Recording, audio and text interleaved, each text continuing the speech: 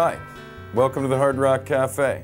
I'm Steve Routhier, Master of Memorabilia for Hard Rock Cafe International, and I'm speaking to you from deep inside our secret archive located somewhere in Orlando, Florida. You know, the Hard Rock was started in 1971 by a couple of expatriate Americans who felt quite sure that Europe was ready to taste down-home American-style cooking flavored with a heavy dose of rock and roll. At the time, looking for a burger in Europe was like trying to find crepe Suzette at a New York deli. So soon, it was a magnet to all kinds: bakers, bankers, lawyers, musicians, young and old. In 1984, we unveiled our first comprehensive displays of memorabilia when we opened the New York City Hard Rock. Since then, the collection has grown to be the largest of its kind anywhere in the world, with over 24,000 items.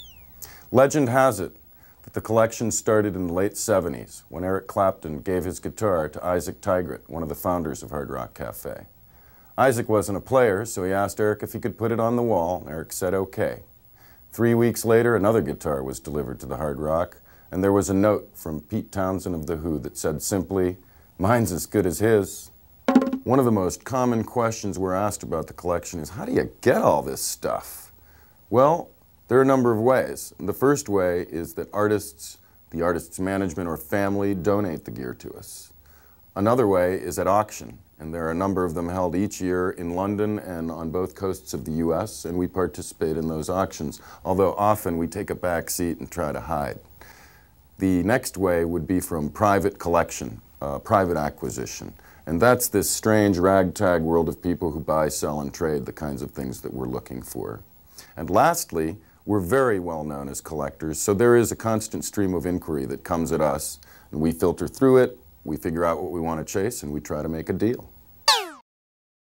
We're here in the wardrobe section of the Hard Rock Archive. Let's see what we've got to show. Ah, Keith Richards. Green velvet, nice little 60s style embroidery. As you can tell, missing a lot of meals. We could have thrown the guy a sandwich and help him out. Rockstar diet problems. Hey, and we got a dress. In fact, we got two dresses from the woman who would be Princess, Stevie Nicks. Both, of course, frocked velvet and replete with all kinds of embroidery, gewgaws, beads, and the like. Can't you just see her spinning around, feeling that crystal power? Oldsters like myself will probably recognize this. I'll give you a hint. Shea Stadium, Beatles, 1965. Concert, this is the jacket John Lennon wore at that very show. Elvis Presley. It doesn't get that cold in Memphis, Tennessee, but when it did, Elvis was ready, as you can see. Belts. Ah, let's do comparative session with belts.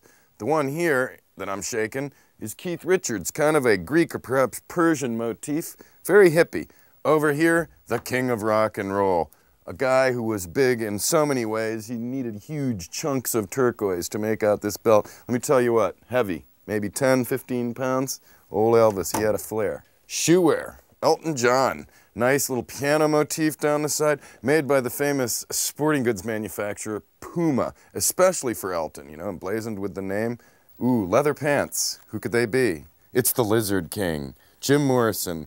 These are probably the single most important piece of clothing associated with that artist because he wore them all the time live and was photographed repeatedly wearing these very slacks. You probably remember them with a rather big concho belt low on the hips. Helmet. What's that helmet from? It looks familiar.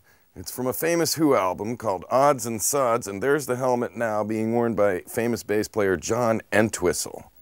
Jimi Hendrix, the photo of him there. But what we have over the top is a lyric manuscript of a song he never got to record because I'm afraid he had an untimely demise. Elvis had a fascination, an ongoing love of law enforcement, and he was obviously given this by the Shelby County Sheriff's Department in Shelby County, Tennessee, where he was from. This is the Metro Law Enforcement Aviation Unit. I guess Elvis spent a lot of time flying in more ways than one, so he got one of these. In front of all these shelves I'm standing, these are Beatle toys. Chapter 2 in the history of music and merchandising. They did everything. Beatles help Band-Aid dispensers, games, pillows, cups, banks, matryoshkas from the USSR, and of course, the 1964 Car Mascots Inc. Bobbin Beetlehead dolls. Play it, boys. Hey, you know what? We got a lot of guitars, too. And what have we here? A guitar from John Lydon, also known as Johnny Rotten, founding member of the archetypal punk band the Sex Pistols. He used it to write, he used it to record. It's a beautiful Sears silver tone from the late 50s, early 60s. We could talk all day, but I know you're real busy. In fact, I have a sneaking suspicion you're about to get a whole lot busier.